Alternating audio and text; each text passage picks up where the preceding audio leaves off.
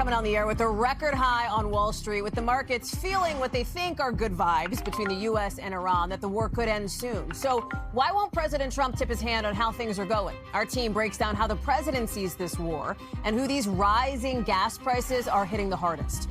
Also tonight, new pictures of the evacuation of 3 people believed to be infected with that deadly rodent virus on board a cruise ship in the Atlantic. The whole ship headed now to the Canary Islands. We'll tell you what locals are saying about why they're not so thrilled about it. Then a new development in a murder case cracked by a podcast. A search warrant now out for the mother of the man convicted of killing college student Kristen Smart, who vanished 30 years ago. Plus, a controversial manosphere influencer just got, you could call it, brutally mogged by Florida police. Why Clavicular is accused of killing an alligator tonight. And in tonight's breakdown, the former reality star turned candidate for L.A. mayor pushing an AI video of himself dressed up almost like Batman, and the current mayor as the Joker ahead of a big debate tonight. We've got the breakdown on why just a little bit later in the show. Hey there, I'm Hallie, and in just the last hour, we saw the markets closing, hitting record highs on the hopes that the latest reports of potential peace progress are actually real this time between the U.S. and Iran. I want to show you here where the stock markets closed. Look at this. New all-time high for the S&P, the NASDAQ, the Dow up too, after reports not confirmed by NBC News that the war could end soon. But the top official of all of them, President Trump, hasn't been super crystal clear. He says the war will end if Iran, in his words, agrees to give what has been agreed to. Okay, so what is that? Not quite sure. But Iran is processing whatever it is, this 14-point plan that a spokesperson says through state media will get a response through the Pakistanis at some point. All right, following all that? Here's what we do know. That whole Project Freedom that the Secretaries of State and Defense talked up big time 24 hours ago, that's over for now. And already the U.S. has fired on at least one ship in the Middle East. CENTCOM says the USS Abraham Lincoln enforced what they call blockade measures. You see it there on an Iranian-flagged oil tanker trying to dock at an Iranian port. Remember, the Strait of Hormuz has been effectively paralyzed. That's why gas prices have been so high. Ali Canal has more on that in a minute. But I want to start with Garrett Haake at the White House, who made a valiant effort today, Garrett, during this sort of unexpected moment where the president called in a bunch of reporters to try to get him to make some news on what is happening with Iran. There's a real question, I think, tonight as to where this progress, perhaps, towards peace really stands. Yeah, and I'm not sure we made much progress towards getting an answer to that, Hallie. The president, in a variety of interviews, has expressed his optimism. He suggested that a deal is close. Even in unwinding that Project Freedom last night, he said it was at the behest of Pakistan and in light of this major progress. This event was MMA-themed, and so I tried to stay on theme in asking him about his opponent here, Iran, and why they don't seem to share his optimism that a deal is close. Listen to this. You're facing an opponent right now in Iran that has refused to submit. You seem optimistic now as you may be closer to a deal. What's different about this moment now than in other moments where a deal has seemed close? Well, why do you say they refused to submit? You don't know that. You don't know what's going on. They were firing on U.S. ships a few days ago. Yeah, no, a few days ago is a long time ago. You know, in the world of war, a few days ago. No, they want to make a deal badly. And we'll see if we get there. If we get there, they can't have nuclear weapons. So the rhetoric is the same. The end goal of Iran with no nuclear weapons is the same. I think what is different is perhaps what happened in those 24 hours, Hallie. But what I can tell you what didn't happen, we've gotten revised data from the global tracking firm that watches the Strait, and no ships, we thought it was one, the answer is 0, went through the Strait yesterday when this Operation Freedom was still in effect. So something's up here, but the end result is just as confusing as it has been for much of the last several weeks. I appreciate your daily checks on the number of ships going through the Strait of Hormuz. It is, I think, your current Garrett obsession, which is a franchise, as you know, we've decided to start on the show. The other piece of this, though, are the actual, what the military would call kinetic action in the region, right? Because the president has left the door open to more strikes. I mean, that's just on the table. Yeah, and all of this really, you know, challenges the definition of the English word ceasefire here, which we discussed yesterday. It normally means stopping shooting. But the shooting continues. It was Iran shooting at U.S. ships 2 days ago. And today we learned that the U.S. fired on an Iranian tanker that attempted to run the blockade, just disabling it. But apparently that doesn't, you know, run afoul of the ceasefire as it exists in the mind of the president. I think one thing is sort of notionally true through all of this, and that's that the president's threshold to restart this war is high. He has made and extended deadlines to Iran repeatedly that they have blown through. There have been shooting incidents back and forth several times that don't seem to have aroused his ire. It's pretty clear that he wants this to end in a negotiation. But if and when that patience runs out, or if the facts change substantively in the next few days or weeks, I think is another open question. Garrett Hake, live for us there on the North Lawn. Garrett, thank you very much for all that. Hallie Canal, I want to bring you in now. We talked about markets at the top of the show. There's this interesting dichotomy that we're seeing here, because while the markets are up on word, and as Garrett has laid out, the potential that there could be progress toward peace, not everybody's got money in the market, right? Some 4 in 10 Americans don't have retirement accounts. Look at gas prices, also an impact from this war. Nobody likes high gas prices, but they disproportionately affect less wealthy Americans, according to some of the new numbers we have out today. Yeah, and Hallie, you're referring to something known as the K-shaped economy, in which the wealthier American is propping up the economy while those lower income consumers continue to struggle financially. And this latest oil shock is only deepening that divide. You mentioned some of that data that we got. A new analysis from the New York Fed shows that those lower income households, they're immediately changing their behavior due to these higher gas prices. You're seeing on your screen now, those making under $40,000 a year reduce their real gas usage by about 7%. And then you look at those higher income households, those making more than $125,000, they cut back just 1%. And researchers say that this gap actually looks worse than what we saw during the 2022 energy shock when Russia invaded Ukraine. And there's a few reasons why. One, you have a stock market at record highs. You have those wealthier Americans enjoying home equity value. Then on the flip side, those lower income consumers, they don't have those same post-pandemic supports that we saw back in 2022 that helped cushion a little bit of that blow. And when you think about a stock market at record highs, it can feel a little bit confusing. Why are they able to look through all of these unknowns? It's because corporate earnings are still strong. They're beating expectations. Those wealthier Americans are still spending. So GDP growth is still solid. But while all that can be true, we are starting to see more signs that the lower income consumer is just starting to crack a bit. Hallie Canal, thank you very much for that update. Appreciate that. One to watch for sure. Let's get now to that cruise ship that is, we think, going to make its way to the Canary Islands. Right as we were coming on the air, we heard from health officials in Argentina who said they will start basically testing rats there to see if that is, in fact, the origin of that deadly virus now on that cruise ship where people have been sickened and some have died. I want to show you some of what we know at this moment here. Look at this. We're about to show you the moment that 3 passengers suspecting of having hantavirus, that's what it's called, were evacuated off the ship. You see somebody there being put in an ambulance, or you did see being totally covered up. The ship's on its way to the Canary Islands. We don't know when they're going to be evacuated, with some 150 people still on board. The whole thing started unfolding April 12th, when the captain told passengers somebody on board died the day before. That moment captured on camera. Here it is. This is my sad duty to inform you that one of our passengers sadly passed away last night. I'm told by the doctor we're not infectious. So the ship is safe when it comes to that. Let's make a point to say here that the cruise ship company Oceanwide Expedition says that when this announcement was made at that time, nobody knew why that passenger had died. Now, the passenger who took the video, the person who did, said the atmosphere on board was pretty tense. He said it was due to natural causes, and we are not infectious. This was relaxing at the time, but it was also misguiding us. So here's where the count stands now. There are 8 cases of hantavirus, 3 of them confirmed by lab testing. The other 5 are suspected cases. 3 of the passengers who were on board have died. We've got Dr. Akshay Sahal on standby for a medical breakdown. Camila Bernal is joining us now. She's been following some updates for us. I'm just looking over because it sounds like we're getting some new information, Camila, on where things stand with this cruise ship that is supposed to dock at a Spanish port in Tenerife at some point, right? Yeah, and it actually has already taken off. So we're in movement, I guess, is what you can say.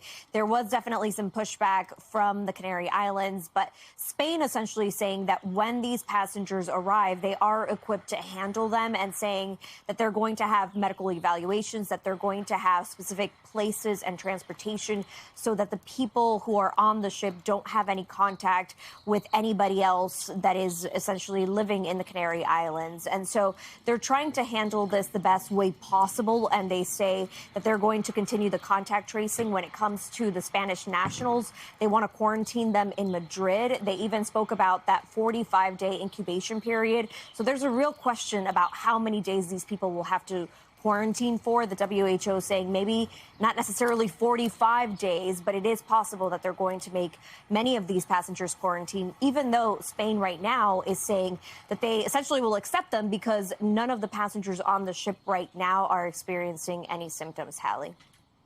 And we know that the first of 2 medicalized aircraft carrying 2 of the 3 people transferred from the ship has landed in the Netherlands. That is just coming into us too, Camila. Yes. And all of this happening after this kind of like conflict, I guess you could call it, between the local government, Spanish health officials, et cetera, because this ship very much in the spotlight now internationally.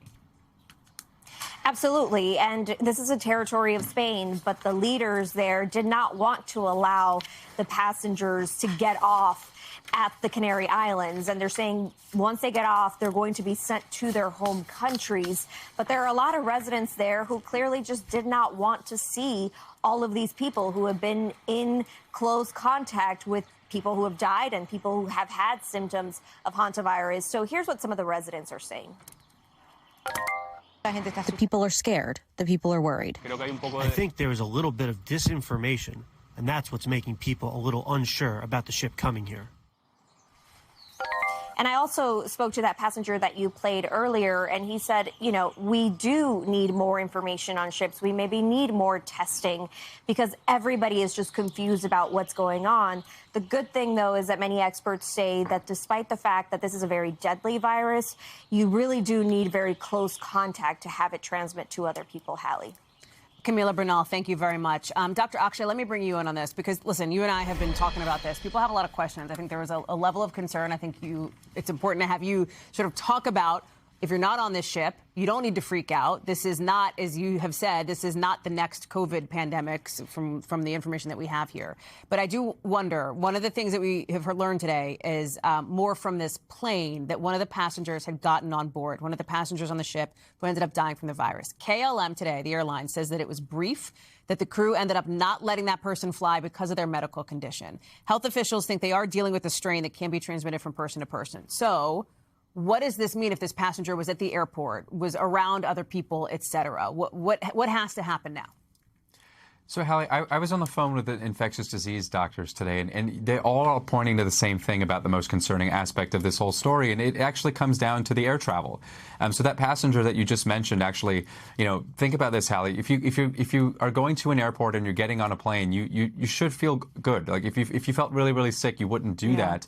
So the fact that they felt good enough to go to an airport, get on a plane, and then subsequently pass away 24 hours later really speaks to how devastating of a disease this is. That is something that really can spread take a hold pretty quickly in the body, you know, after several days or so. But, you know, Hallie, as far as that KLM flight goes, they may have actually been on a flight before that. We're still confirming that with Airlink, one of the airlines from St. Helena to Johannesburg. So, you know, while they may have been dismissed from that second flight, they may have completed the first flight, which had about 100 people or so. And so the WHO is undergoing contact tracing. They are looking to see, you know, who is in contact with that person, because, you know, it can spread from human to human, and it is something that if you had prolonged contact, if you're sitting right next to somebody who had the hantavirus or the Ardis virus, you know, you'd want to know that. To your point on how serious this can be, 2 of the 3 people evacuated from the ship, according to the cruise company, are in critical condition. What is the treatment like for them at this point? We've talked about how deadly hantavirus can be. What do doctors need to be doing? So, Hallie, when you talk about some viruses, like, for example, COVID, I can prescribe Paxlovid, or if you have the flu, we can prescribe Tamiflu. You know, with hantavirus, with Andes virus, there's no specific antiviral, so it's what we call supportive care. And so all that means, Hallie, is it depends on your symptoms. So, for example, if the virus starts to affect your heart and lungs, you know, you could be put on a ventilator. You could be put on ECMO, which is artificial life support, essentially. If your blood pressure drops, we could give you medication to artificially boost that blood pressure up and make sure that your organs are getting enough oxygen. So there's no specific antiviral. There's no drug that we can give that's going to directly reduce the amount of hantavirus in the body, but there are a whole host of other things that we can do to sort of fight the symptoms or fight the disease as it takes hold in the body. But just another reason that, this isn't an extremely common virus. About less than 1,000 cases in the U.S. in the last decade or so. So something that hasn't really been prioritized in terms of developing treatments, developing vaccines. So just another reason that we need all the funding we can get in terms of diseases like this, Hallie. Dr. Akshay Syal. Dr. Akshay, we're glad to have you with us tonight. Again, appreciate you. Here in Anytime. Washington now, a new readout after a top Trump administration official was questioned today about his ties to Jeffrey Epstein. We're talking about the man you see here, Commerce Secretary Howard Lutnick. Here he is. He's walking to this interview. Now, closed doors, no cameras inside. This is kind of like the other depositions we've seen. So we don't know specifically what he said, at least not yet. He did it voluntarily, on his own as part of the House Oversight Committee's investigation into Epstein. But at least one Democrat says they're concerned about what they heard from Lutnick. I think of all of the depositions that we have done so far, I find Howard Lutnick to be the least credible. Now, Lutnick has not been charged or accused of any crime. And while he's denied a relationship with Epstein, denied any wrongdoing, he's now acknowledged having 3 meetings with his then neighbor, Epstein, once on his private island after the DOJ's release of the Epstein documents over the course of the last 6 months. This is according to a source familiar with the testimony. That came, of course, you probably remember, after Lutnick on a podcast last year said he decided to never be in the room with Epstein after a tour of his house in 2005 that disturbed Lutnick and his wife. Here's what he said about their ties ahead of today's testimony. That I will never be in the room with that disgusting person ever again. So I was never in the room with him socially, for business, or for even philanthropy. I want to bring in our Capitol Hill correspondent, Ryan Nobles, who is joining us here on set, and we're glad to have you here, Ryan. So this is what people might remember. This is why Lutnick really came under fire weeks ago when the Epstein documents started being released, because he had those sort of strong comments. I was disgusted by him. I never wanted to. And then he had interactions with Epstein even after that. Presumably, we think, obviously, this came up today behind closed doors. Yeah, that's the biggest reason that the Oversight Committee wanted to ask Lutnick questions, because there was a chasm between what he had claimed about his relationship with Jeffrey Epstein versus what we saw in the Epstein files. There was a whole back and forth, a correspondence between him and the Epstein staff about a meeting in the Virgin Islands. His entire family met with Jeffrey Epstein and had lunch with him. Of course, the Virgin Islands was where Epstein had that infamous island. And so this was an opportunity for Lutnick to clear the air. But obviously, as you saw from Democrats, they didn't necessarily believe him. Republicans had a different view of it. This is what James Comer said after the deposition. I feel like that Lutnick's been very transparent. He came in voluntarily. I said before this thing started, the only thing that I had seen that Lutnick did wrong wasn't 100% truthful on the brief visit to the island with his family. He corrected that. So as you see, that was what Republicans were looking for him to correct that and explain it. He said today that he had 3 different meetings with Jeffrey Epstein, one being that time that they took the tour of the house and saw the massage table, the second being that lunch that they had on the boat in the Virgin Islands, and then the third being a time he went in and checked at some scaffolding in the foyer because they were next door neighbors for a short period of time. The frustration I think that Epstein survivors feel with all of this, Hallie, is that all of these people keep coming in, they keep answering questions, but we're making no progress toward getting anybody any level of justice. This is what an attorney for the Epstein survivors said about the Lutnick interview today. They said the interview of Howard Lutnick, while a step toward potential clarity, does not provide any real substance for identifying the perpetrators of Epstein's network or the pathways for justice for survivors. Lutnick had already misrepresented his relationship with Jeffrey Epstein, raising serious questions about if he was even truthful during the interview. And I think what's important about the difference between him going on a podcast and making these bold claims and trying to distance himself from Jeffrey Epstein versus sitting in a room like this, taking questions from members of Congress, is it's against the law to lie to Congress. So if he was lying today, which Democrats believe he may have been, that is much different than you can say whatever you want on a podcast. Right. The First Amendment protects you there. So Lutnick was taking a huge risk if he wasn't completely telling the truth. Republicans believe that he was. To be clear, Lutnick has not been accused of wrongdoing related to Epstein, correct? Right. No. He's one that I had circled on the calendar as we've been reporting out all of these depositions. Pam Bondi coming up. Bill Gates is another interesting one coming up, right? Yeah, that's right. We're going to hear from Leon Black. We're going to hear from Leslie Groff. All of these folks, Kathy Remler, who was, of course, the former Obama White House counsel who served as a personal attorney to Jeffrey Epstein. With each one of these individuals, the survivors, their attorneys are hoping that can piece together some sort of web that then could lead to an investigation and then a subsequent prosecution. That's the most frustrating thing for the survivors. All these interviews are taking place. All this information is being uncovered, but yet no one has been held accountable since this whole thing began. Ryan Nobles, thank you very much for that update. We think we might see at least the transcript at some point. I think more likely we see the video first and then the transcript, because the transcript has to be scrubbed by both sides' attorneys. So we could see the video. I mean, in the past, they've produced them within 24 hours, so it could happen as soon as tomorrow. Okay, come back if we get it. Thanks, Ryan. Appreciate it. Also, right now, an interesting situation in Virginia with the FBI searching the offices of a key Democratic official involved in the so-called redistricting wars. NBC News learned that the feds are at the Portsmouth office and business of the top Democrat in the Virginia State Senate, L. Louise Lucas. You're seeing that search right here. A source familiar with the matter tells NBC News it's connected to a long-running public corruption investigation into Lucas with roots in the Biden era. Now, Lucas is somebody who led the charge for her state to pass an amendment to let Virginia change its congressional maps to be basically more Democratic-leaning. And that's happening as Republicans ramp up their own redistricting fight. Like in Tennessee, the GOP there has unveiled a new map that would wipe out the state's lone Democratic seat. Republicans in South Carolina have taken some new steps to do the same. Gary Grumbach is joining us now. And to be clear here, Gary, we cannot necessarily draw a direct line between the Lucas investigation and the redistricting fight. But based on some of the statements you're getting, some top Democrats in Virginia are certainly connecting those dots.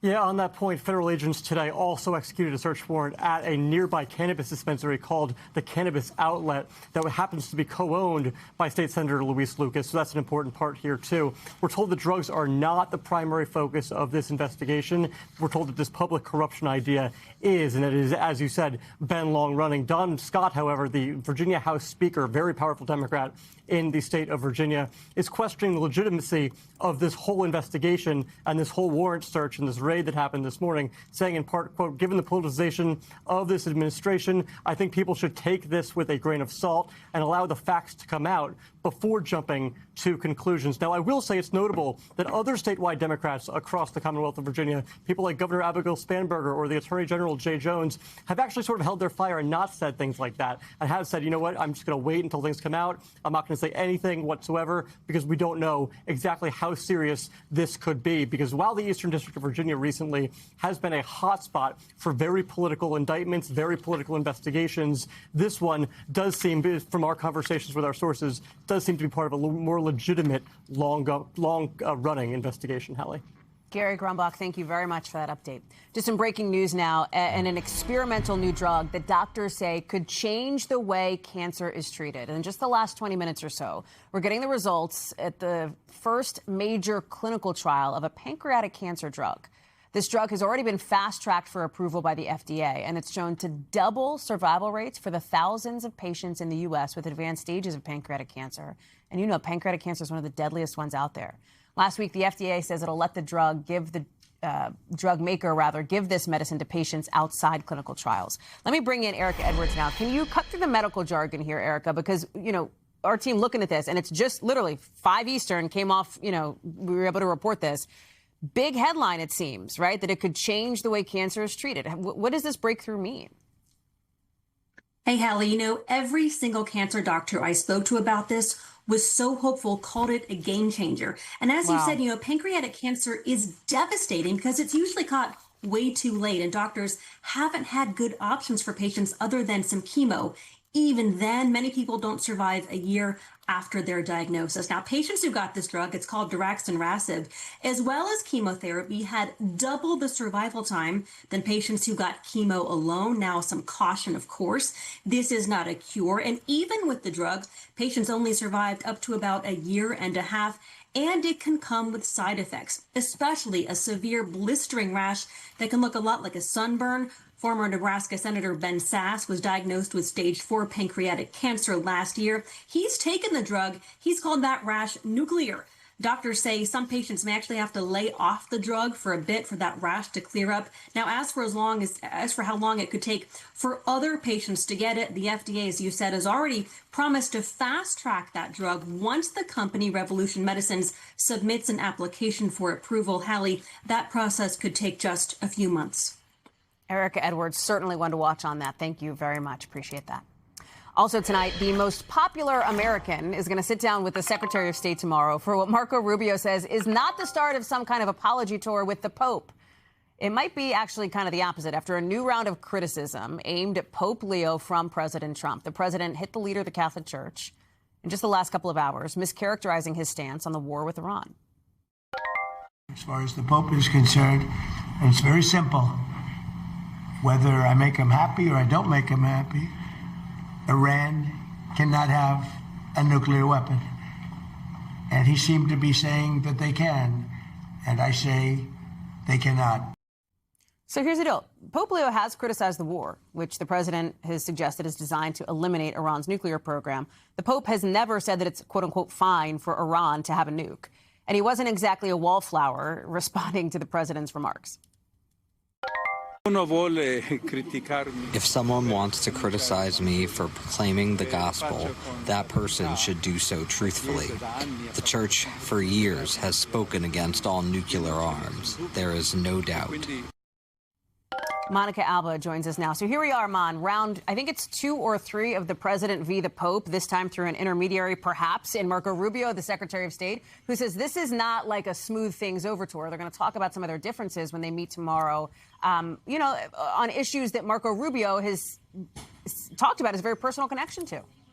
Absolutely, Hallie, though I think it would be really hard for there not to be some acknowledgement of these words that have been exchanged between members of the administration and Pope Leo. And certainly Secretary Rubio said that when he goes and he meets with him, they are going to talk about a lot of different things. And this was a trip that we should point out that was planned, according to Secretary Rubio, before some of this really kicked off in earnest between Pope Leo and President Trump. But here's a little more of what the secretary had to say about what he believes he's going to be discussing with the pontiff.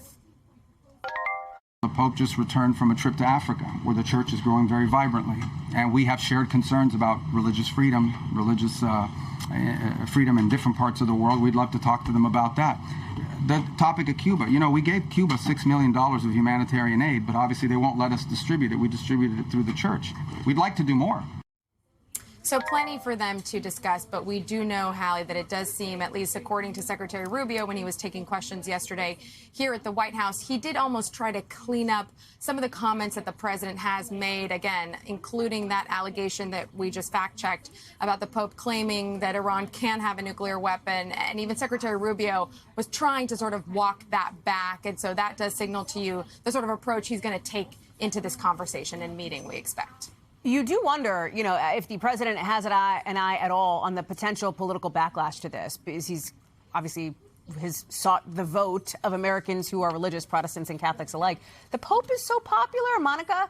He is. Let me look at some of these numbers here.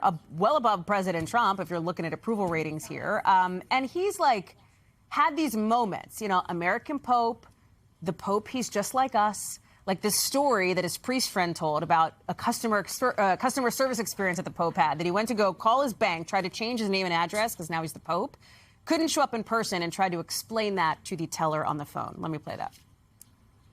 Would it matter to you if I told you I'm Pope Leo? She hung up on him.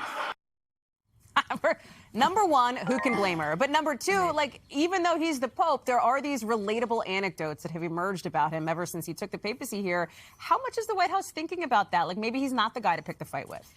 And he's so popular, Hallie, that if you look at polling, he is definitely a more popular figure than a lot of the political figures that we end up talking about a lot day to day. So there is definitely a bit of a cultural divide there as well in terms of how Americans see Pope Leo and how they see people like President Trump, Vice President Vance, and others. So I think there is an awareness that maybe engaging in this kind of a so-called feud with the Pope is not the best idea or time spent for the president. president. But as you know very well, Hallie, whenever they even advise the president to consider backing down from something, he is not one who typically is going to do that. Though I will say in the last couple of days, when he does talk about the Pope, he likes to bring up the fact that Pope Leo's brother is someone who has spoken publicly, that he appreciates the president, that he's a fan of President Trump's, and that seems to be somewhere where at least they can have a little bit of agreement and common ground, at least, on the Pope's sibling. They'll take that. Alba. All right. Thank you very much, friend. Live for us on the North Lawn. Appreciate you.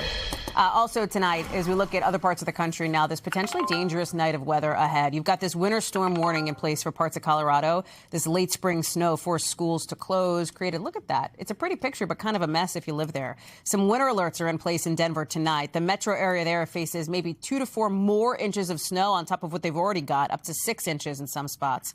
In the Rockies, more than 20 inches of snow blanketed Bear Lake in Colorado, another 18 inches on Trail Lake. We're seeing fresh video of people's backyards. Look at this drone footage showing Estes Park, Colorado. In the southeast, a very different story. 16 million people at risk for severe storms today. Hail, maybe tornado watches. Those are in place from East Texas to Alabama for a little bit yet. Morgan Chesky is joining us now. Snow in Colorado is expected to wrap up tonight, but it's been really tricky for folks out there as we look to the potential risk in the southeast.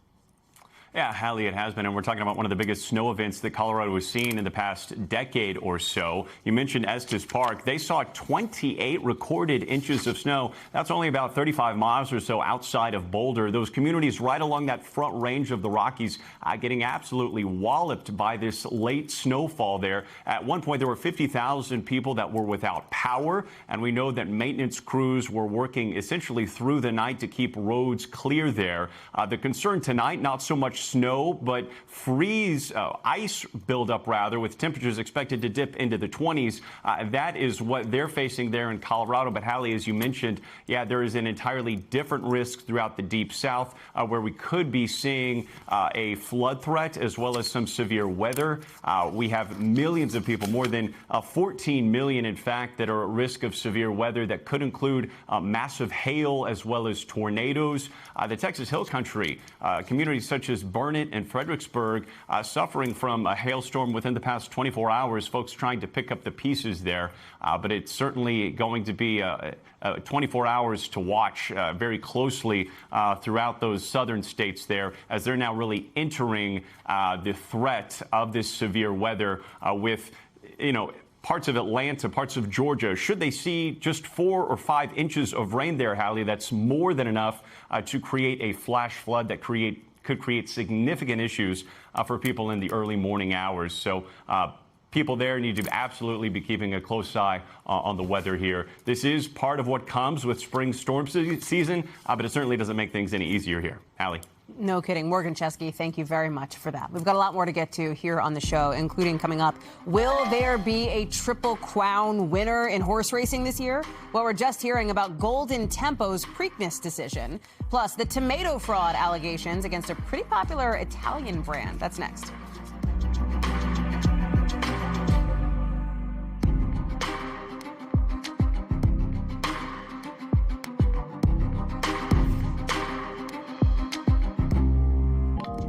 Let's take it to California with police conducting a search at the home of the mother of a man convicted in the murder of a college student 30 years ago.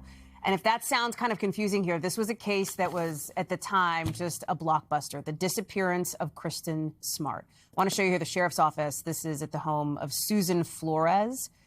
In a case that captured headlines around the world. Smart was 19 years old when she vanished after going to an off-campus party. This was decades ago. She's since been legally declared dead, but nobody has ever found her body. A few years ago, Paul Flores, a fellow student, was convicted and sentenced to 25 years to life for her murder. And when that happened, police cited a podcast about Smart's disappearance and helping them crack the case. Tom Winter joins us now. And Tom, it really was just a bombshell disappearance, a story that was covered, everywhere at the time. The Paul Flores development happened.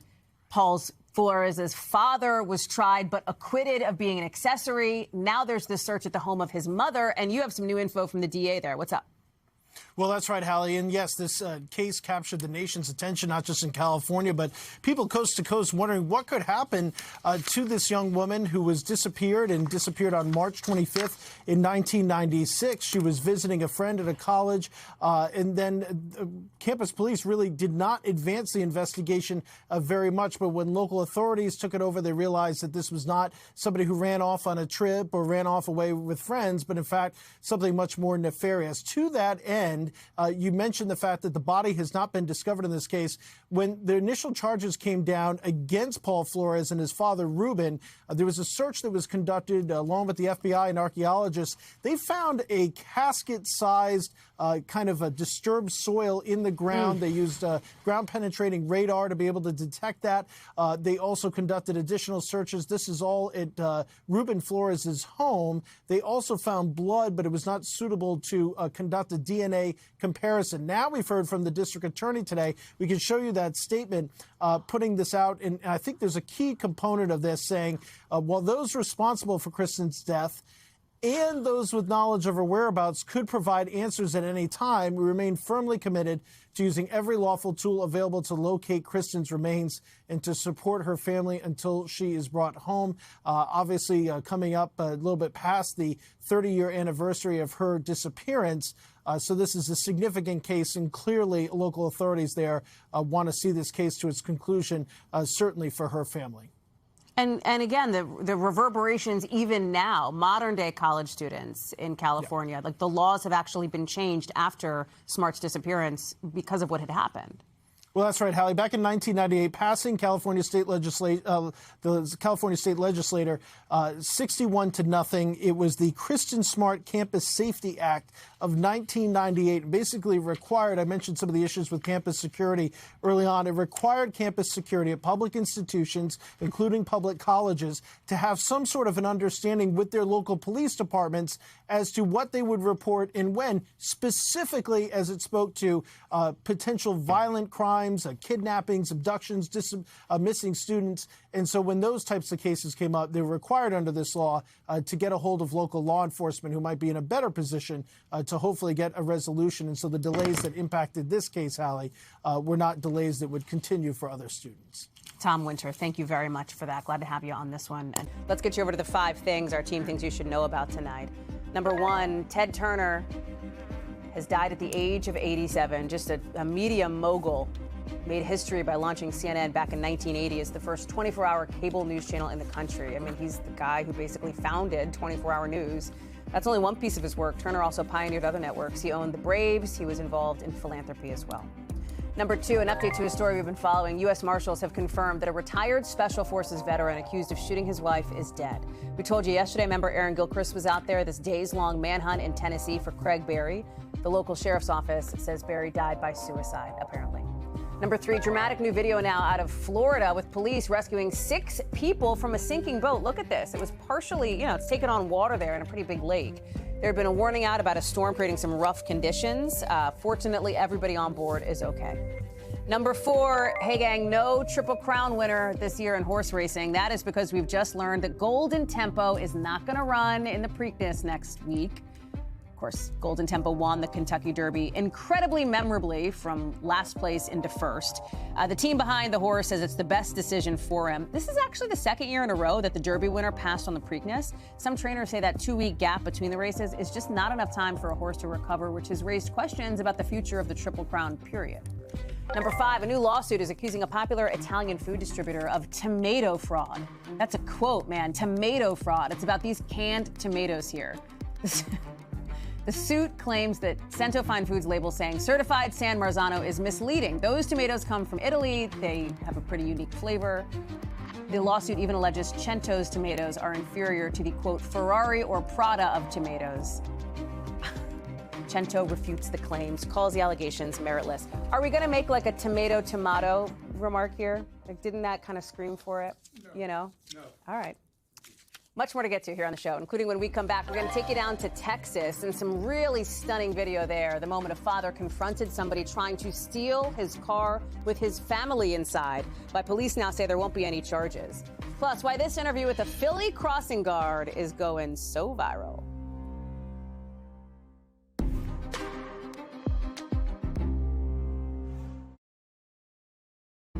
To Texas now, where police say the dad who shot and killed somebody trying to break into his car is not going to face any charges. Take a look at this video. The suspected carjacker goes up, so you see it in the bottom of your screen, goes up to the white car.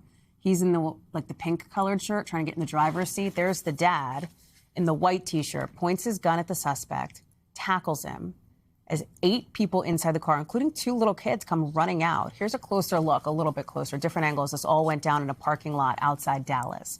Police say it was self-defense. I want to bring in Ryan Chandler, who is joining us now. Expectation is no charges will be filed against this dad, right? Well, that's right, and I think that video that you just played is going to be central to police's determination that this shooting did not warrant any charges. And we got some insight into what that investigation looked like after police arrived from a woman who saw it all happen, saw the children run out and into one of these stores. She said police first made sure that everybody was unarmed and talked with witnesses and the shooter, and ultimately left without making any arrests or any determination. Late tonight, we're learning that they are not planning to file charges at this time, although it is an ongoing investigation. We're also learning, Hallie, that suspect, that is the man who was killed, is 30-year-old Jose Ramirez. That's a new detail from Garland Police tonight. I want you to take a listen to some of the reaction that we're hearing from residents here in the community.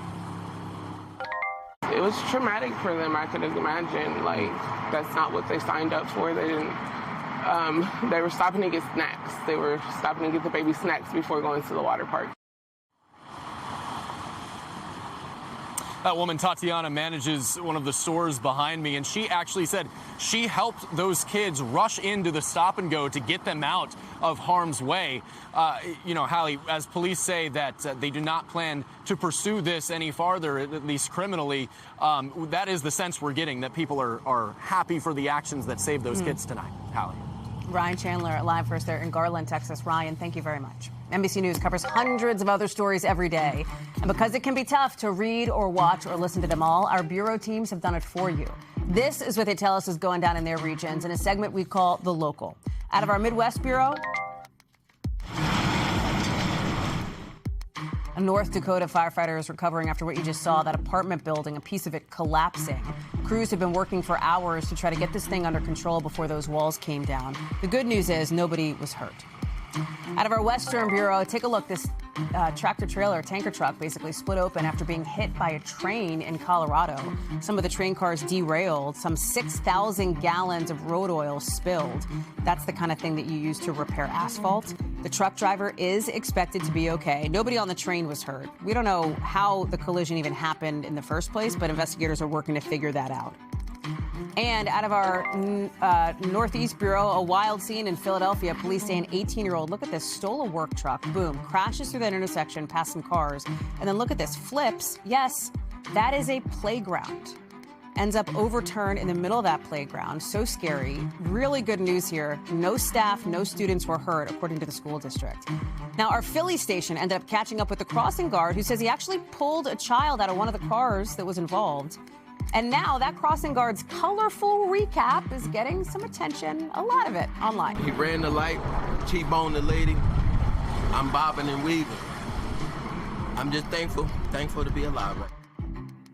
And a lot of people are thankful for his heroic actions as well. Kudos to him. Coming up, some new legal trouble tonight for one controversial influencer. How police say clavicular disrupted what they call the peace and dignity of the Florida Everglades.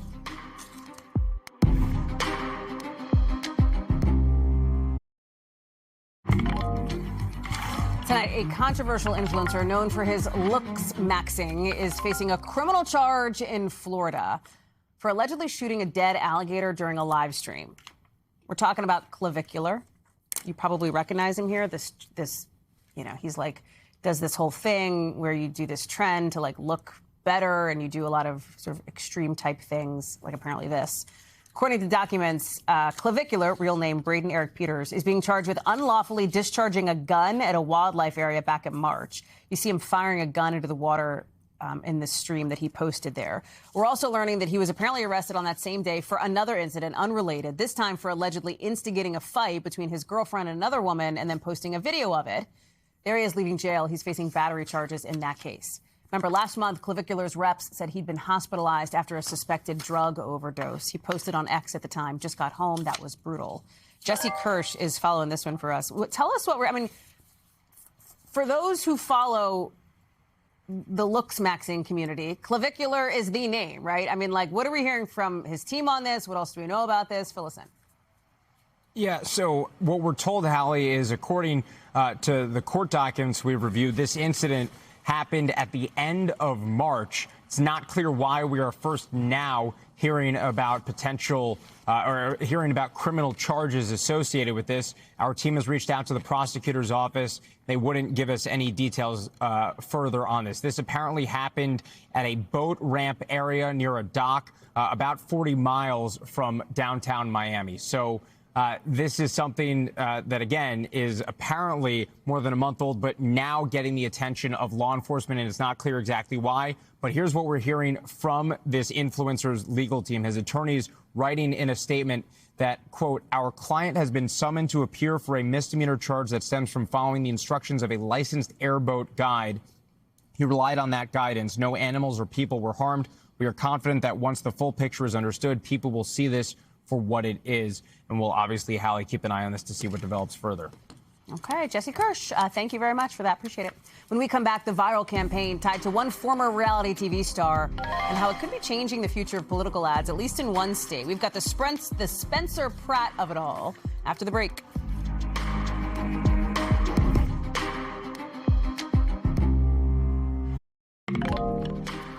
So in just a couple of hours from now, the candidates hoping to be the next governor of California and mayor of LA are going to face off on the debate stage. A political doubleheader you can catch on NBC LA at 5 o'clock local time, kicking off with the Democratic incumbent in the mayor's race, debating two challengers, including reality TV star Spencer Pratt, who's making some headlines after reposting an AI-generated video that's pushing the boundaries of what political content might look like. Steve Patterson has that story in the breakdown. A dystopian scene playing out in this viral AI-generated video that's adding fuel to an already fiery race for the next mayor of Los Angeles. It depicts a burning Hollywood sign and Republican mayoral candidate Spencer Pratt, a former reality TV star, as a Batman-like character. While his Democratic foes hosting a lavish dinner are portrayed in an unflattering light, to say the least. Democratic incumbent Mayor Karen Bass looks like the Joker. Democratic challenger Nithya Raman as a puppet. Let's move the drug addicts closer. And California Governor Gavin Newsom as royalty. There's homeless drug addicts in front of the schools. My children aren't safe.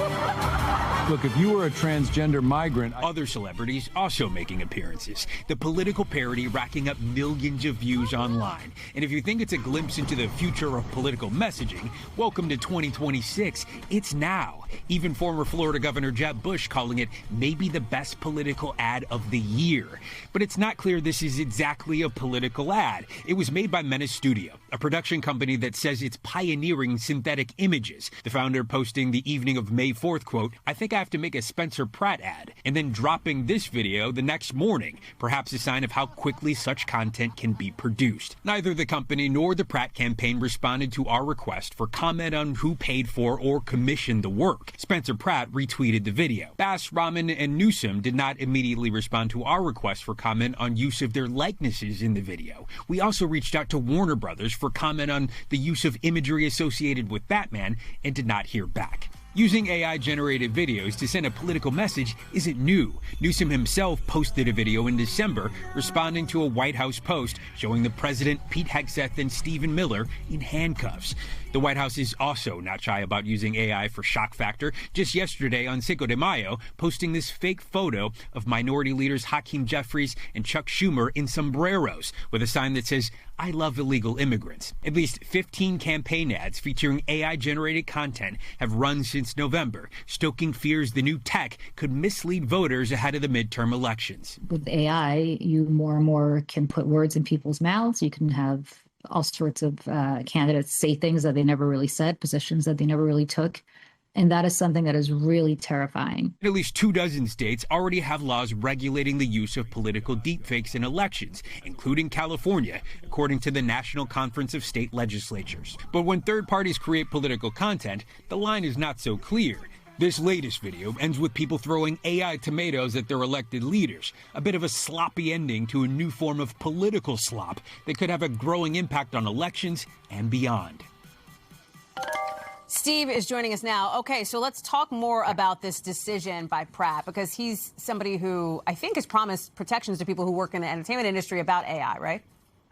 Right. I mean, look, I think some might find it dystopian in and of itself to retweet an AI video when you're running for mayor for a town in which several organizations have taken to the streets to fight against AI. Of course, though, that is up to the voters. As for the legality of it, look, it's a gray area. Technically, retweeting is publishing, but one legal expert I spoke to says, and I want to read this so I don't screw it up, anybody featured in this for suing for defamation, that might be a little bit of a reach, right? But whoever owns the likeness of an intellectual property like Batman, whether it be Warner Brothers or DC, could send a cease and desist letter to try to take it down. That is something that is typical when there's like a song featured in a campaign and the artist doesn't give permission and maybe doesn't like the politician. That's something we've seen. This, of course, is a whole new arena, so we'll see if it comes up, how it plays out, and if it's going to be brought up on the debate stage tonight, right, Yeah. Hallie? We'll see. 100%. You're reading my mind. I was just thinking maybe this is something that'll pop up. Steve Patterson, much to watch in your neck of the woods tonight. Thank you very much for being with us. Appreciate it. And thank you all, as always, for watching. That does it for us for this hour, but more coverage picks up right now.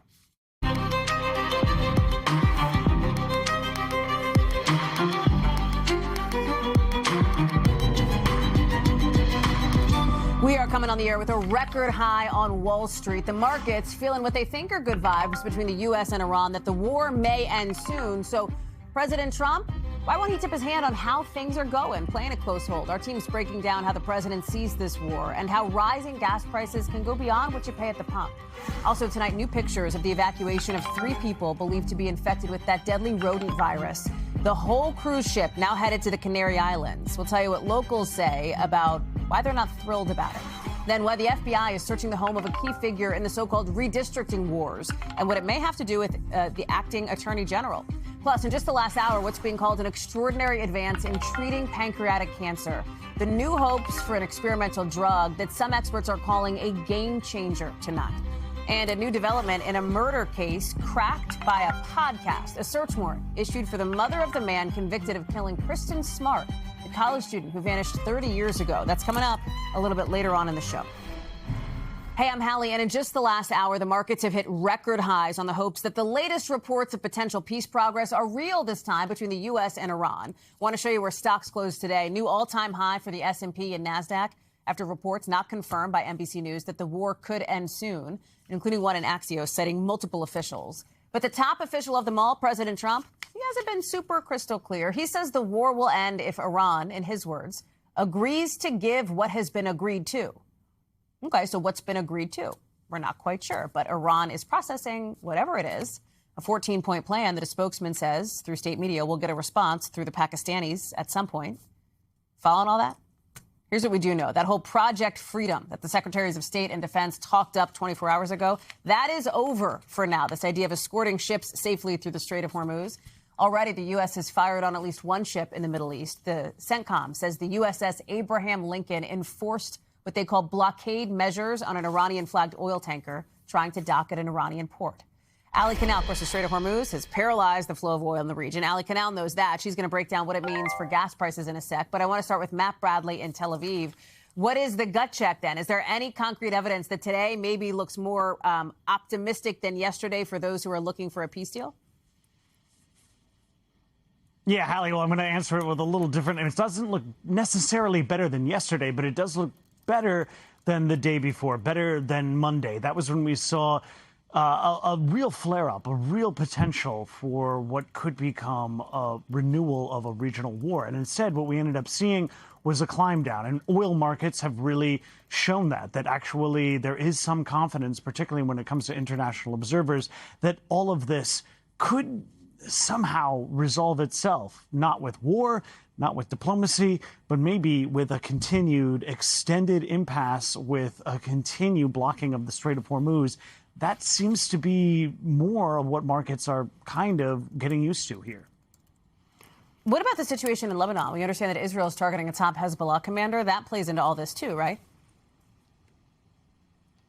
Yeah, I mean, we just saw that Hezbollah was targeted for the first time in several weeks, for the first time since the latest ceasefire in Beirut, in the capital itself. Now, that just goes to show, as we've seen really throughout not just the ceasefire, but really throughout the ceasefire over the past year and a half, ever since of November 2024, when we first saw a negotiated resolution to the fight between Israel and Hezbollah.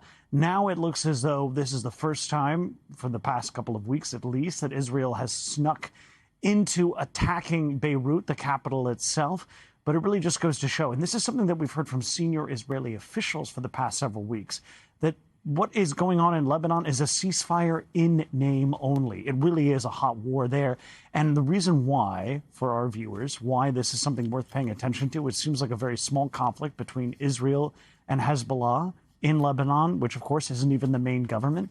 But the Iranians have made a ceasefire between Israel and Hezbollah in Lebanon contingent upon their negotiations for a negotiated truce region-wide. So that's why this situation between where I am here in Israel and Hezbollah in Lebanon is so crucial, not just to the millions of people who live across both borders, but to the entire region, and to stall, or to at least forestall, the potential of some sort of region-wide war.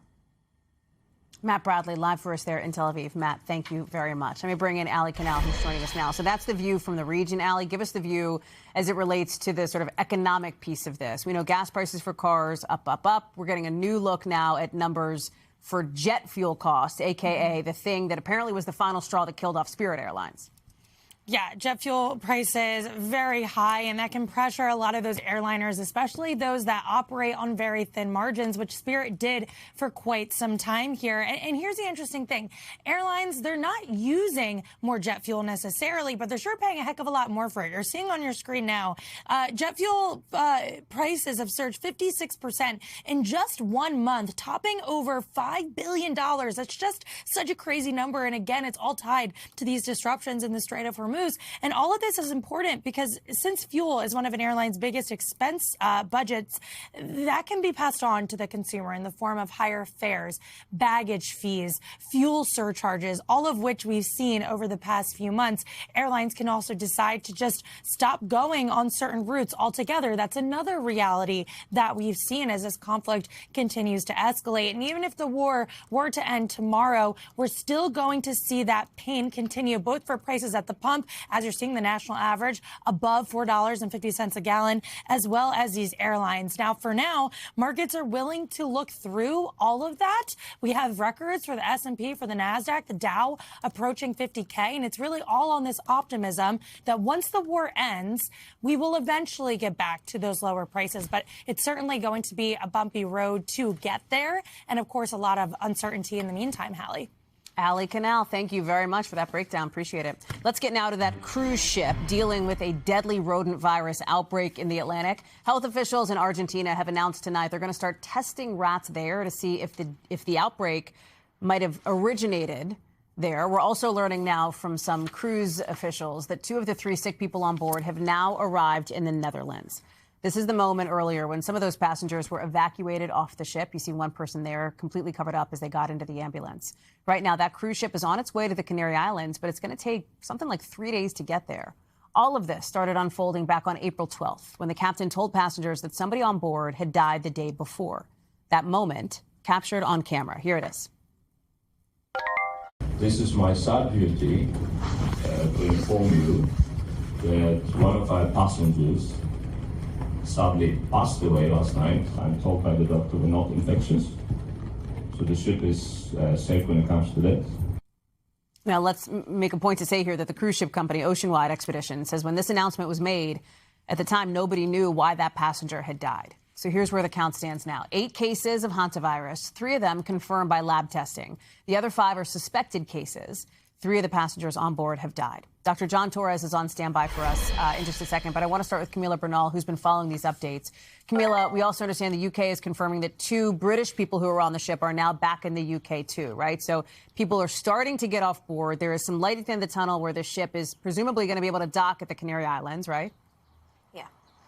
Yeah, and every country sort of keeping track of their own nationals. The UK saying basically that, yes, 1 person was evacuated. There were others that got off the ship that are now in the UK and are not having any symptoms.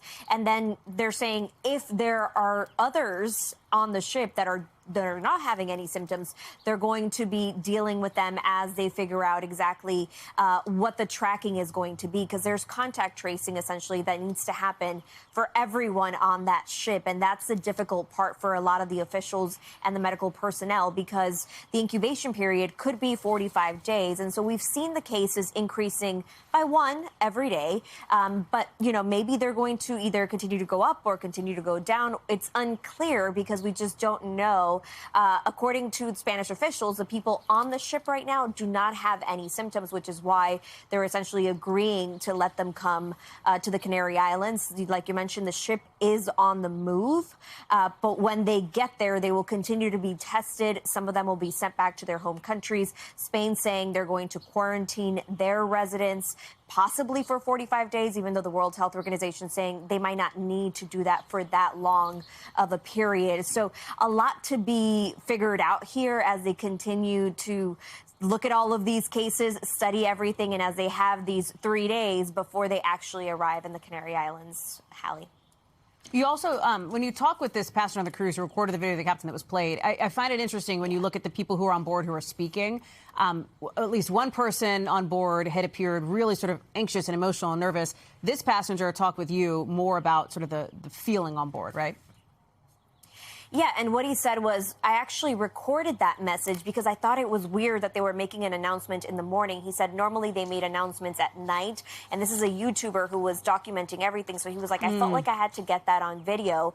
And he was very frustrated because he was telling me that he just wished he would have known sooner.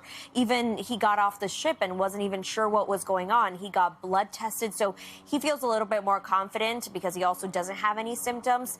But there was this big concern about what was going on. Here's what he told us. It's very scary because it was nothing that we were ready for. I feel kind of disappointed of the journey because of the things that happened.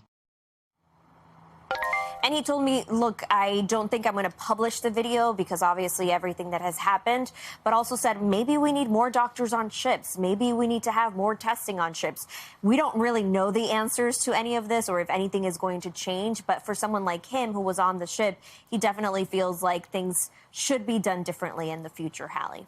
Camila Bernal, thank you very much for that. Let me bring in Dr. John Torres, who's joining us now. And Dr. John, we're glad to have you on this because I think people hear about this, they have a lot of questions, right? It's a rare disease to begin with. It's a rare strain that is apparently could be transmissible human to human, right, instead of rodent to human. Walk us through, and then you have this passenger who had apparently been on a plane, at least for some degree, questions about the infectiousness of that individual, if you will. Can you just level set with us the most important things we should know about this? And number one, the first most important thing you should know about is that this is very rare, very uncommon. And what we're seeing right now, it can happen in areas, especially where people are clustered together. Now, with hantavirus, there's actually two different types of hantavirus. There's hantavirus renal syndrome, and that typically happens in large parts of the world. And we have 50 to 100,000 people that have that. That one has the mortality rate around 5 to 15%. And then there's hantapulmonary syndrome, which is what we're talking about here. That's the one that affects the lungs with the mortality rate of around 40%. And that's the one that can spread in very rare cases to human, especially with what we call the Andes strain, which happens in South America. But that human to human spread, it's not like COVID. It's not like the flu that spreads through respiratory droplets or aerosolization. It's through close contact and body fluids. And so that's why they think we're seeing what happened on a cruise ship happen, where people who are closely clustered, they end up being close to each other, maybe sharing glasses, maybe sharing utensils, things like that. It can spread that way. And so for the larger population and for us that are listening to this, not that big of a worry right now at this point. And they're certainly keeping an eye on it. It all stems from starting with mice and the droppings that they have, getting the virus in them, the virus getting into the air and people getting it. And that's what they're looking at right now, thinking that might have happened in South America when they stopped. But this thing has a 1 to 8 week incubation period. And so even though they stopped there in mid-April, seeing the cases now is consistent with the virus, Hallie. Dr. John Torres, thank you very much. I appreciate it. I think that people are concerned, right? I mean, people hear about this, but it's helpful to have a reality check from somebody like you. So thank you. You bet. Also tonight, a new readout after a top Trump administration official was questioned today about his ties with Jeffrey Epstein. You see Commerce Secretary Howard Lutnick there he is, getting to his closed-door interview earlier, which he did voluntarily as part of the House Oversight Committee's investigation into Epstein. One Democrat said that they had some concerns about what they heard. I think of all of the depositions that we have done so far, I find Howard Lutnick to be the least credible.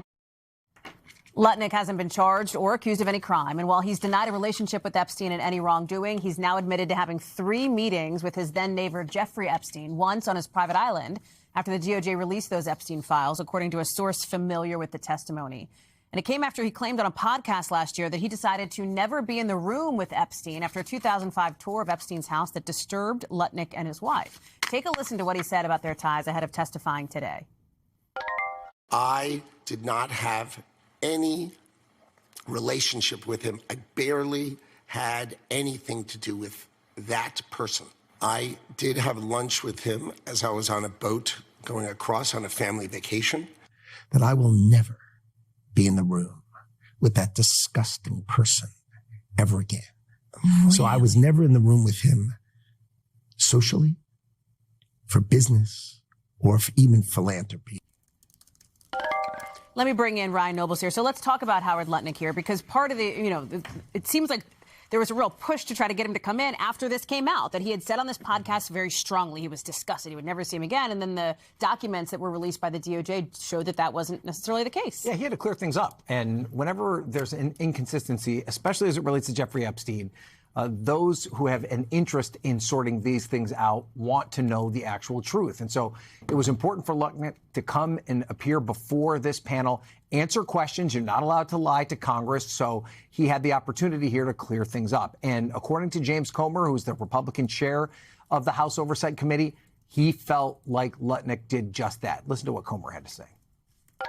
I feel like that Lutnick's been very transparent. He came in voluntarily. I said before this thing started, the only thing that I had seen that Lutnick did wrong wasn't 100% truthful on the brief visit to the island with his family. He corrected that.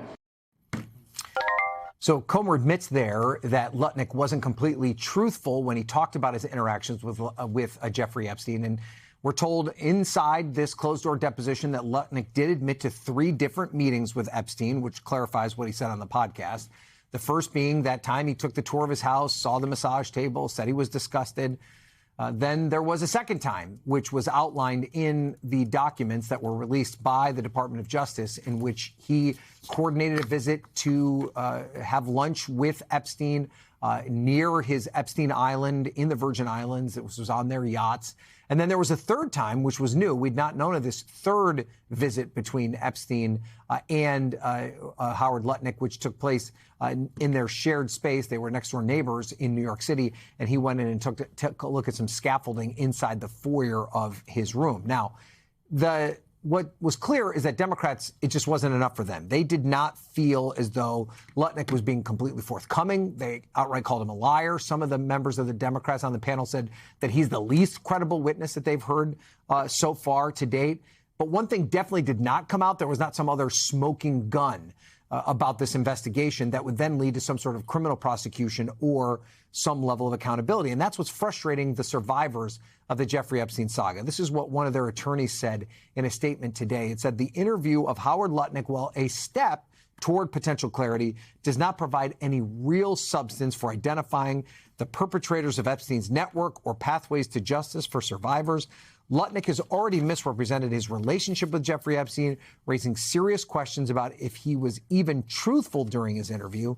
Past proceedings and depositions have repeatedly failed to even name, let alone hold accountable, those who carried out or enabled Epstein's crimes. And I would think it is safe to say that this deposition did not do that. Of course, Hallie, there are a number of other depositions that are in the works right now in which more people will be giving testimony. So talk us through that, because Bill Gates is among them. We know Pam Bondi as well, right? Yeah, so there's a long list of people that were closer associates with Jeffrey Epstein than even Howard Lutnick might have been.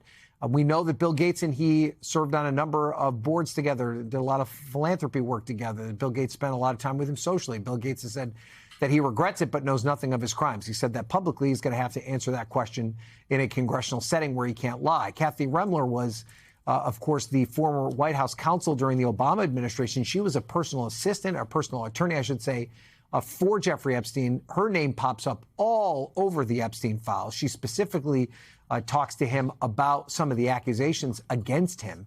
So the question is whether or not any of these individuals could provide a new level of insight into this investigation that would then lead to the investigation reaching some sort of prosecutorial stage.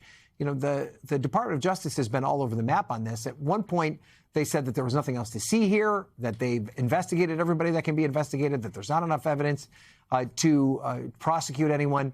But Todd Blanche has told our own Kristen Welker that, you know, that doesn't necessarily mean that something couldn't pop up in the future, that they don't consider this case closed. And if something were to come up, they would take that step of prosecuting it. The hard part with this, Hallie, which is something that you and I have talked about a lot, is that this investigation was so botched at the initial stage in the early 2000s, where there were not the proper witness interviews that took place, that there were not the proper evidence collected, that they essentially gave Epstein a sweetheart deal because they just didn't want to deal with it for whatever reason, politically or otherwise, because he was considered to be too powerful. And now we've reached two different aspects of this investigation that make it difficult. One being the evidence collection, and two being the memories of the people that were involved in it and the statute of limitations. Ryan Nobles, thank you so much. We appreciate you being here. While we're talking about Jeffrey Epstein, some breaking news on that front now. We understand, based on NBC News reporting, that a federal judge has now unsealed a possible suicide note written by Epstein. I want to bring in now our national security correspondent, Tom Winter, who is joining us. And it appears as though this is just into us from this federal judge. Tom, what do we know? Right. So what happened here, and let's just get right to the note. We'll explain the backstory. This note was allegedly found by an inmate of Jeffrey Epstein after the first possible Epstein suicide attempt. Remember, in July, prior to his actual suicide, he was found semi-conscious in his cell with marks around his neck. The inmate at the time, Nicholas Tartaglione, we'll get to him in a moment, said that this note was left behind. There are parts of it that are difficult to read. The beginning appears to be quite clear. They investigated for a month, something like that, found nothing, couple exclamation marks. So 15-year-old charges. It's resolved or something there. Yeah. It is and then the next part of it's tough to read. The last part of it is clearly not difficult to read. No fun, underlined, not worth it, 2 exclamation marks.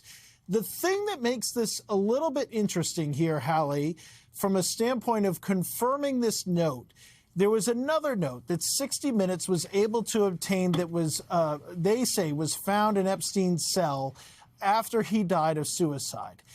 He writes at the end of that note, no fun, and it appears to have, to me at least, cursory look, the same handwriting. Now, we don't know, what makes that different, I should say, is that Epstein was the only one in the cell at the time. Does that mean that somebody else hadn't planted it before or afterwards? And about 85 other conspiracy theories we could talk to midnight tonight.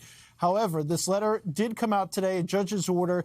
There was a reference to it, and a reference, frankly, to some of our reporting about this first possible suicide attempt. Included in the Epstein files is a log of various things that came up and events surrounding Jeffrey Epstein in the Bureau of Prisons. Credit to the New York Times, who seized on this line, that there was a suggestion that this letter existed. In Tartaglione apparently talked about it on a podcast about the existence of it in some of its contents. It had been held with his attorneys. It was considered attorney-client privilege material at the time, but obviously once he started talking about it, everybody came to the same agreement, including obviously the judge, Judge Karras in the Southern District of New York, saying, look, he's talked about it. The attorney-client privilege is gone. And in a ruling posted just moments ago before this letter was docketed by the clerk, ordered its unsealing, saying that there's no reason to keep it sealed because there's no reason for attorney-client privilege, something that Tartaglione apparently had with his attorney. So this letter has now become public. It has not ever been corroborated or authenticated or assigned to Jeffrey Epstein by any investigator, anywhere, at any time. So that's another component of this. Tartaglione, you might wonder what's up with him. He was a former police officer in Briarcliff Manor, New York, and Epstein's cellmate at the time of that first attempt, as I mentioned, in July 2019. He had been arrested in December 2016, accused of killing 4 men in an alleged cocaine distribution conspiracy and then burying their bodies in his yard in New York State. He was later convicted, and he's serving 4 life sentences. So that's the backstory on him. But again, a lot more questions on this. The judge ordering its unsealing. And, you know, the no fun thing sticks out to me. Obviously, it's a little bit difficult to understand the rest of the handwriting. More reporting to be done, as always, Hallie. I'm going to keep you for 1 second. You referenced that podcast clip that was an important part of this unsealing here, and we're going to keep Tom with us here. We have that, and I want to play it for folks here, that short clip from Tartaglione. Here it is. Yes, he said, it said something like FBI, looked into me for months and found nothing. Then he wrote, "What do you want me to do? Cry about it?" And it was weird because he wrote a smiley face. And then he wrote, "Time to say goodbye." And my lawyers at the time wanted to make sure, I didn't write it or all this stuff, so they had handwriting experts look at it and everything, and it was eerily similar to the second suicide note I think they found the second time, and no one was in the cell with him that time. But the suicide, because he put it in your book, right? Is that right? It was in my book, yeah. When I got back into the cell, I opened my book to read, and there it was. So, Tom, to the point that you were making, and I think we still have Tom with us. There he is. This was and you heard Tartaglione reference the second time. This is the possible suicide note left during that incident where he was injured but survived. Can I ask you, though, because I think one of the questions, Tom, is why this wasn't released in the Epstein documents that the Department of Justice released, because there's a question on whether the Justice Department even had this in their possession. The Times has suggested, and you give, I think, proper credit to them for being on the front end of this piece of it, suggested that the DOJ didn't have this in their possession. That's exactly right. That's an important thing for people to remember. This letter was being held by Tartaglione's attorneys because he had turned it over to them. And because he turned it over to his attorneys, this is something that would be protected, of course, by attorney-client privilege. And so there were some additional hearings, without going into too much detail on what had been a little bit of a lengthy back and forth with the court, about some of the things that Tartaglione had said in some comments he had made to his attorneys. Once he does that podcast, though, so I can talk to my attorney about anything as far as it pertains to requesting legal advice. I can't ask that attorney to commit further crimes so that that attorney can help me out. But I certainly, the contents of those communications cannot be shared with anybody else unless I start talking about it publicly, in which case that privilege is off. And that's why this came out, and that's why the judge found that the attorney should provide this letter to the court. That's what happened here. That's now why it's been made public. Tom Winter, scrambling to us here with that breaking news coming into us. Tom, thank you very much, and for the clear breakdown of what we do and don't know. I really appreciate you being with us, and I'm sure we'll talk again soon. More to come on this front. Appreciate that, pal. Let's get to some other breaking news now. This on the health front, and just into us, word that an experimental new drug doctors say could change the way cancer is treated is out. In just the last little bit, we're getting a look at some of the results from the first big clinical trial of this pancreatic cancer drug that's already been fast-tracked for approval by the FDA. It's shown to double survival rates for the people in this country with advanced stages of this disease. It's one of the deadliest cancers there is. Erica Edwards has this reporting, and Erica, I'm struck that some of the experts you talked to have called this a game changer for treating cancer. That's right, Hallie. Every single cancer doctor I spoke with was incredibly jazzed about this. As you mentioned, pancreatic cancer is devastating because it's usually caught way too late. Doctors haven't had any really good options for patients other than some chemo. Even then, many people don't survive a year after their diagnosis. Now, patients who got this drug, it's called daraxonrasib, as well as chemotherapy, had double the survival time than patients who got chemo alone, leaving more than a year and a half. That's really precious time with loved ones that they would not have had otherwise. Now, some caution, this is not a cure, and it can come with some pretty severe side effects, including a severe blistering rash that can look like a bad sunburn. Former Nebraska Senator Ben Sasse was diagnosed with stage 4 pancreatic cancer last year. He's taken the drug, had that rash. He spoke to the New York Times podcast about his experience. How does your face and skin feel? Nuclear? Yeah. Doctors tell me that some patients need antibiotics, maybe a topical ointment, may even have to lay off the drug for a little bit to clear up that rash. Now, it could take just a few months for other patients to actually get this drug. There are some new exciting findings that are supposed to be released later this month. The FDA has already promised to fast track the drug once the company, Revolution Medicines, submits an application for approval. Hallie. Erica Edwards, thank you very much for that. One to watch for sure. Still ahead here on the show, a street performer's tips stolen right in front of him, why his reaction is now grabbing some headlines. Plus, how Italy's prime minister is responding to a pretty stunning AI-generated picture. Next.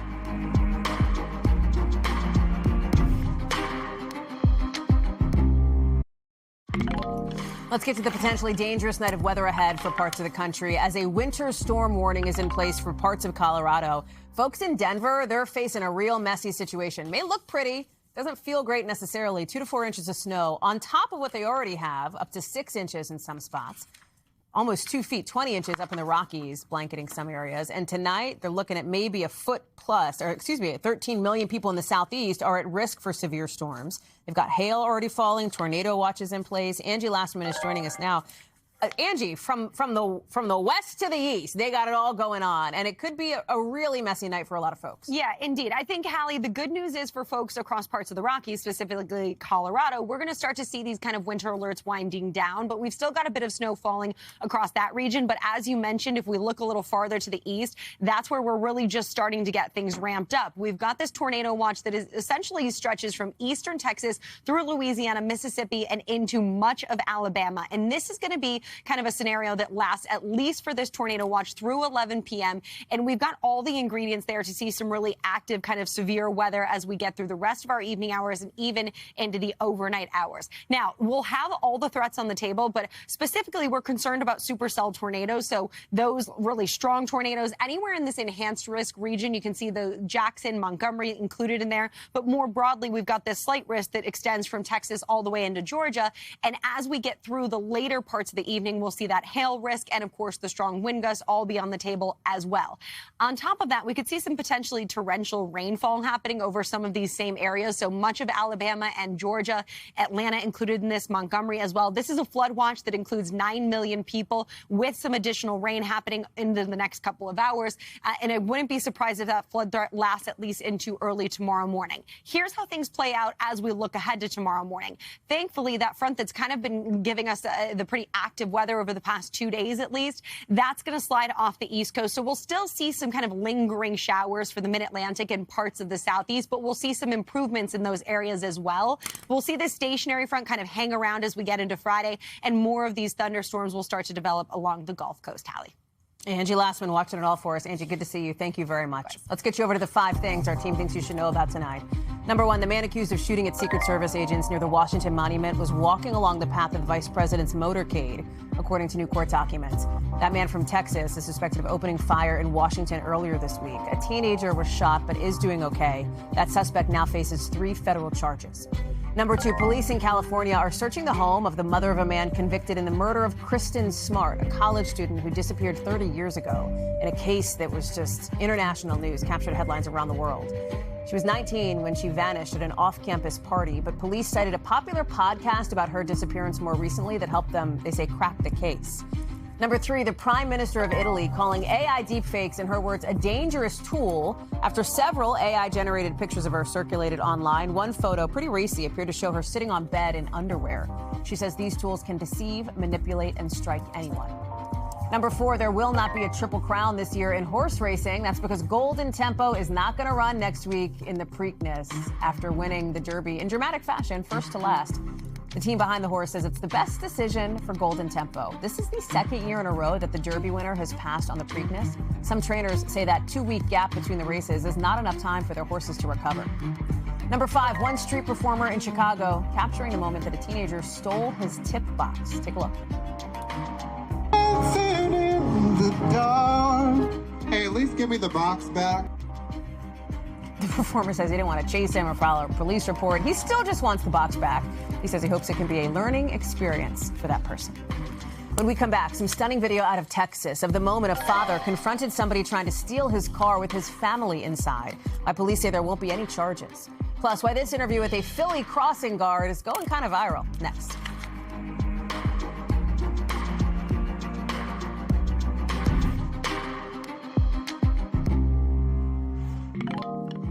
To Texas now, where police say the dad who shot and killed somebody trying to break into his car is not going to face any charges. Take a look at this video. The suspected carjacker goes up, so you see it in the bottom of your screen, goes up to the white car. He's in the pink colored shirt trying to get in the driver's seat. There's the dad in the white T-shirt, points his gun at the suspect, tackles him as 8 people inside the car, including 2 little kids, come running out. Here's a closer look, a little bit closer, different angles. This all went down in a parking lot outside Dallas. Police say it was self-defense. I want to bring in Ryan Chandler, who is joining us now. Expectation is no charges will be filed against this dad, right?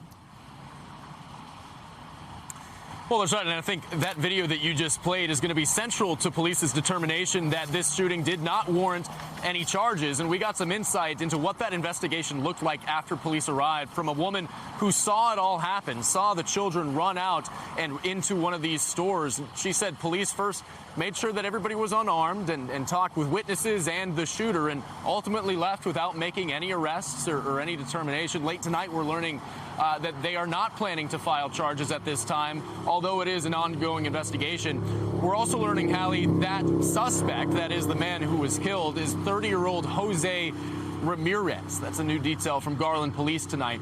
I want you to take a listen to some of the reaction that we're hearing from residents here in the community.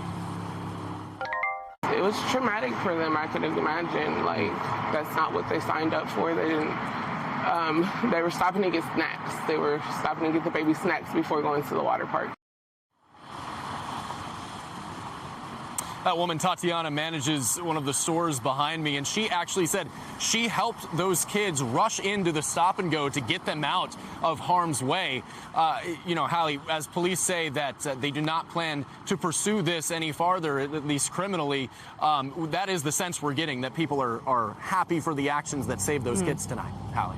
Ryan Chandler live for us there in Garland, Texas. Ryan, thank you very much. NBC News covers hundreds of other stories every day.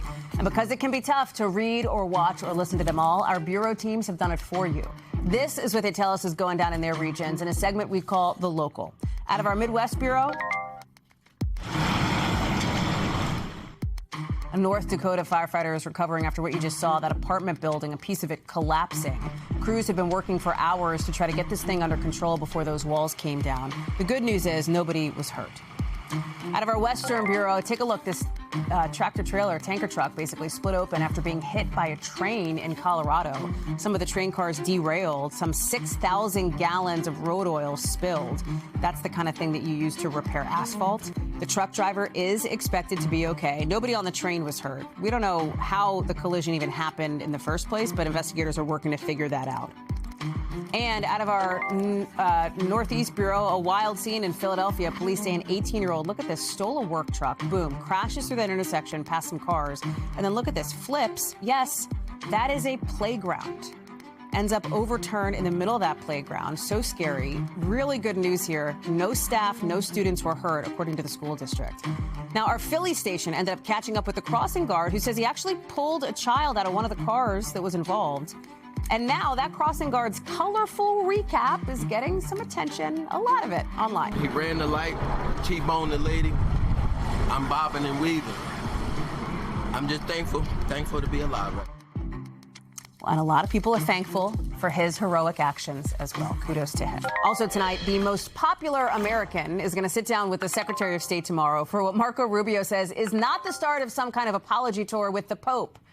It might be actually kind of the opposite. After a new round of criticism aimed at Pope Leo from President Trump, the president hit the leader of the Catholic Church in just the last couple of hours, mischaracterizing his stance on the war with Iran. As far as the Pope is concerned, it's very simple. Whether I make him happy or I don't make him happy, Iran cannot have a nuclear weapon. And he seemed to be saying that they can, and I say they cannot. So here's the deal. Pope Leo has criticized the war, which the president has suggested is designed to eliminate Iran's nuclear program. The Pope has never said that it's, quote unquote, fine for Iran to have a nuke. And he wasn't exactly a wallflower responding to the president's remarks. If someone wants to criticize me for proclaiming the gospel, that person should do so truthfully. The church for years has spoken against all nuclear arms. There is no doubt. Monica Alba joins us now. So here we are, Mon, round, I think it's 2 or 3 of the president v. the Pope, this time through an intermediary, perhaps, in Marco Rubio, the Secretary of State, who says this is not like a smooth things over tour. They're going to talk about some of their differences when they meet tomorrow, you know, on issues that Marco Rubio has talked about his very personal connection to. Absolutely, Hallie, though I think it would be really hard for there not to be some acknowledgement of these words that have been exchanged between members of the administration and Pope Leo. And certainly Secretary Rubio said that when he goes and he meets with him, they are going to talk about a lot of different things. And this was a trip that we should point out that was planned, according to Secretary Rubio, before some of this really kicked off in earnest between Pope Leo and President Trump. But here's a little more of what the secretary had to say about what he believes he's going to be discussing with the pontiff. The Pope just returned from a trip to Africa, where the church is growing very vibrantly. And we have shared concerns about religious freedom, freedom in different parts of the world. We'd love to talk to them about that. The topic of Cuba, you know, we gave Cuba $6 million of humanitarian aid, but obviously they won't let us distribute it. We distributed it through the church. We'd like to do more.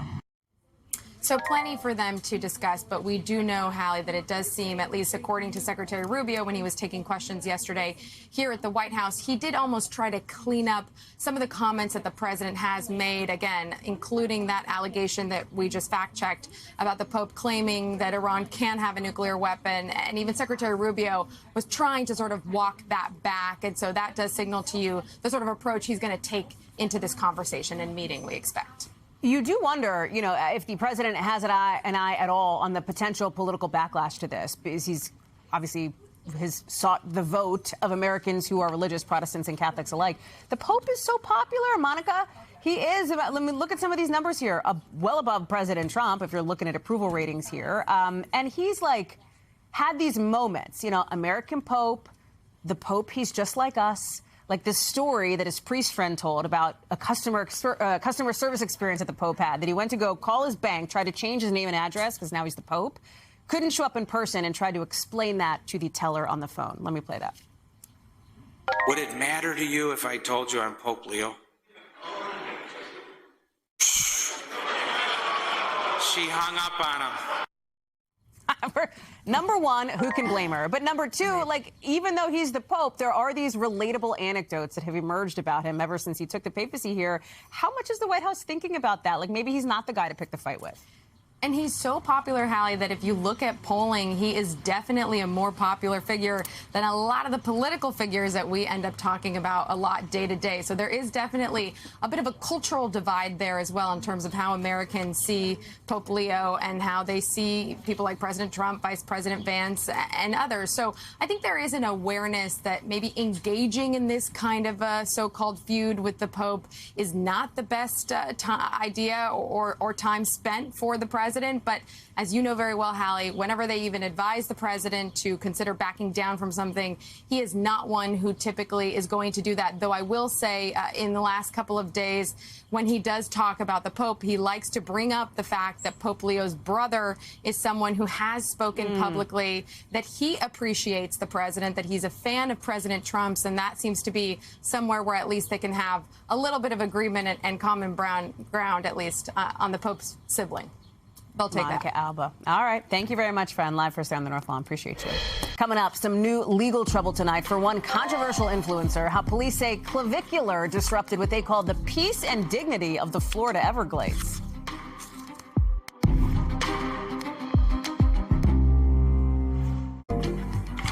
Tonight, a controversial influencer known for his looks maxing is facing a criminal charge in Florida for allegedly shooting a dead alligator during a live stream. We're talking about Clavicular. You probably recognize him here. This, he's like, does this whole thing where you do this trend to like look better and you do a lot of sort of extreme type things, like apparently this. According to documents, Clavicular, real name Braden Eric Peters, is being charged with unlawfully discharging a gun at a wildlife area back in March. You see him firing a gun into the water in the stream that he posted there. We're also learning that he was apparently arrested on that same day for another incident unrelated, this time for allegedly instigating a fight between his girlfriend and another woman and then posting a video of it. There he is leaving jail. He's facing battery charges in that case. Remember, last month, Clavicular's reps said he'd been hospitalized after a suspected drug overdose. He posted on X at the time, just got home. That was brutal. Jesse Kirsch is following this one for us. Tell us for those who follow the looks maxing community, Clavicular is the name, right? What are we hearing from his team on this? What else do we know about this? Fill us in. Yeah, so what we're told, Hallie, is according to the court documents we've reviewed, this incident happened at the end of March. It's not clear why we are first now hearing about potential or hearing about criminal charges associated with this. Our team has reached out to the prosecutor's office. They wouldn't give us any details further on this. This apparently happened at a boat ramp area near a dock about 40 miles from downtown Miami. So this is something that, again, is apparently more than a month old, but now getting the attention of law enforcement, and it's not clear exactly why. But here's what we're hearing from this influencer's legal team. His attorneys writing in a statement that, quote, our client has been summoned to appear for a misdemeanor charge that stems from following the instructions of a licensed airboat guide. He relied on that guidance. No animals or people were harmed. We are confident that once the full picture is understood, people will see this for what it is. And we'll obviously, Hallie, keep an eye on this to see what develops further. Okay, Jesse Kirsch, thank you very much for that. Appreciate it. When we come back, the viral campaign tied to one former reality TV star and how it could be changing the future of political ads, at least in one state. We've got the Spencer Pratt of it all after the break.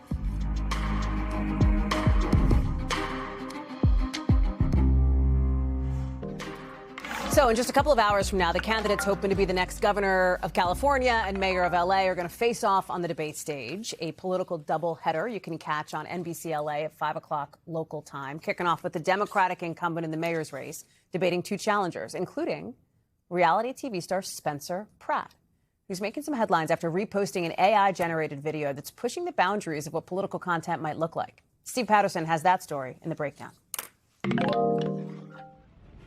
A dystopian scene playing out in this viral AI-generated video that's adding fuel to an already fiery race for the next mayor of Los Angeles. It depicts a burning Hollywood sign and Republican mayoral candidate Spencer Pratt, a former reality TV star, as a Batman-like character.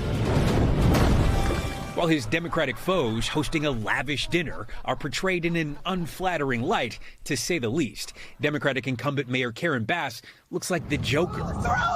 Democratic challenger Nithya Raman as a puppet. Let's move the drug addicts closer. And California Governor Gavin Newsom as royalty. There's homeless drug addicts in front of the schools. My children aren't safe. Look, if you were a transgender migrant... Other celebrities also making appearances. The political parody racking up millions of views online. And if you think it's a glimpse into the future of political messaging, welcome to 2026. It's now. Even former Florida Governor Jeb Bush calling it maybe the best political ad of the year.